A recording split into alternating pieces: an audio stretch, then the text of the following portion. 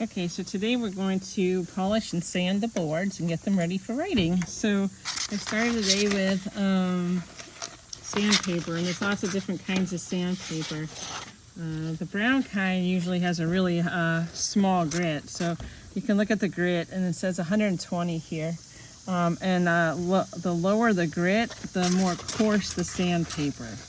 The goal when we're sanding our boards is to make it perfectly smooth. And so using high grit sandpaper might be good for the beginning, but the reality is we kind of want to work our way through different kinds of sandpaper. I found this sandpaper on Amazon that has tons of different kinds. It goes all the way to 2,500 grit, and it's kind of nice. It's only, I want to say, $10 for 45 sheets of all kinds of different kinds of sandpaper. And this is wet dry sandpaper, which means that you can wash it and use it again. So that'll last me a long time. I usually end, I don't know if I'm going to go all the way to 2,500, but at least a 1,200 or something fine like that. This one has some padding in it, so you can see it's squishy. And that's nice too. And again, that can be washed. You can tell I've used this one when I haven't washed it.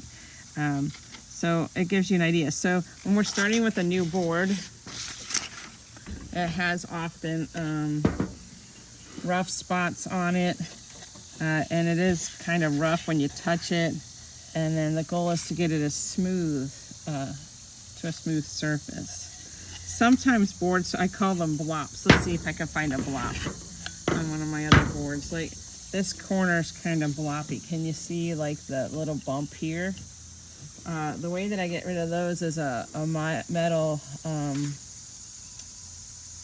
file, and I just kind of rub until the big blob is gone.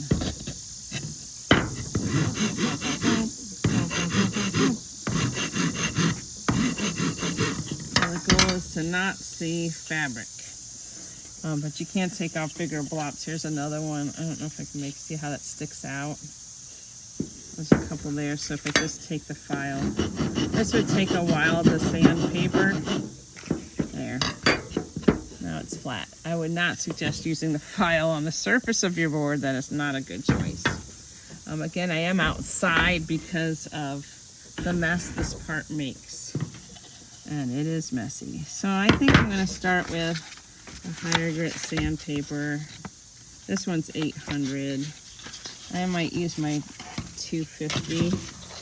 And I don't use a lot. I just rip off a piece. And I work in circles. The reason I work in circles is because you're less likely to leave scratch marks. So this is 120, pretty high grit, but it's going to get rid of all my big rough spots. It is messy. I can see a blot there. And it is taking off quite a bit of powder as I go. So I don't want to go nuts with it because I don't want to take it down to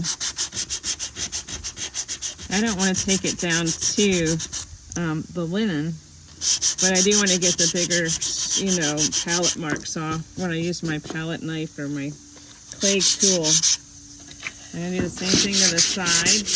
Can't really go in a circle on the sides, but just enough to thin it out. And if you don't like blowing on it, you can just take a microfiber cloth and clean it up. I'm not so worried about the sides being perfectly smooth because your icon will have a clay bowl frame around it. My concern here is just getting the bigger blobs off. Just kind of pushing on the top here because I saw it was thick. And I'm not pushing so much on the bottom.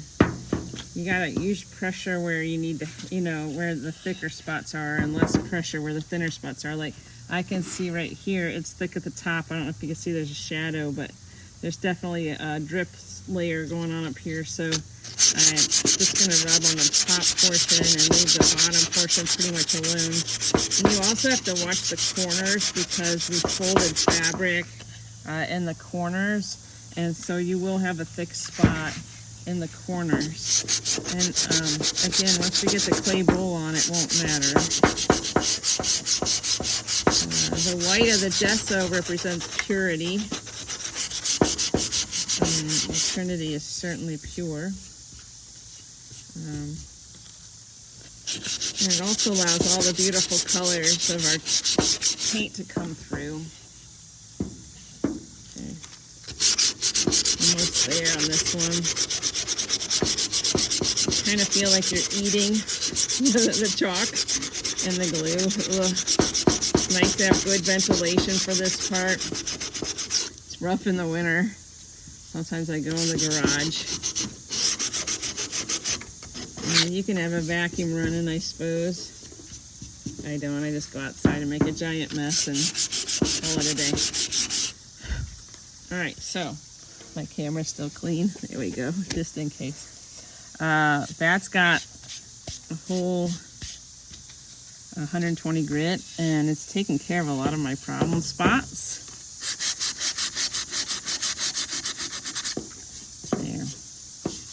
So now I'm going to drop down to, I don't know, what can I find next? There's 1,000, 800, 600, 400. All right, I think I'm going to go to 400. So here's 400 grit. And I just work in circles. And the goal is to make this top nice and smooth. I'm not even going to worry about the sides anymore. And it's probably best to wipe it off with the cloth.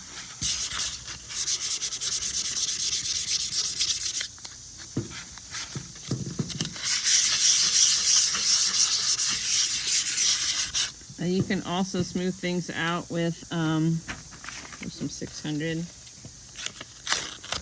You can smooth things out with water, since it is water-based. Each time I go to a different grit, it's just finer and finer, which will make the top smoother and smoother. It's probably not great to be using my fingers all over this, because it could be putting oils in the board. Found a spot I didn't like in the corner over here. So just getting rid of it. And then I'm going to go to 800.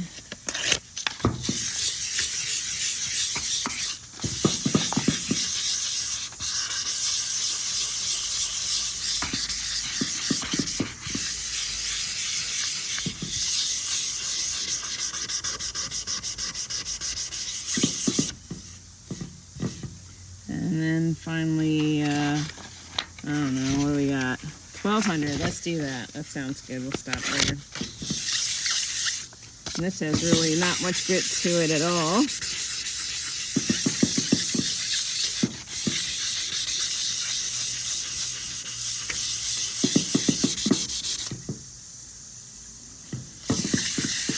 I use my fingers a lot to feel for imperfections. Like this line is shown up here, but I can't feel it, so I'm not too worried about it. So when all is said and done, we have this perfectly polished board. It's actually super smooth to the touch. It feels like the $100 boards you can buy online. I don't know if you can see how, I don't know if there's dust on this. There's very few little imperfections in this. This is ready to use. And that's how you sand your board, and that's it. The board is completely made and ready to take on a sacred image of our favorite saints, the Trinity or our Blessed Mother. Hope you enjoyed.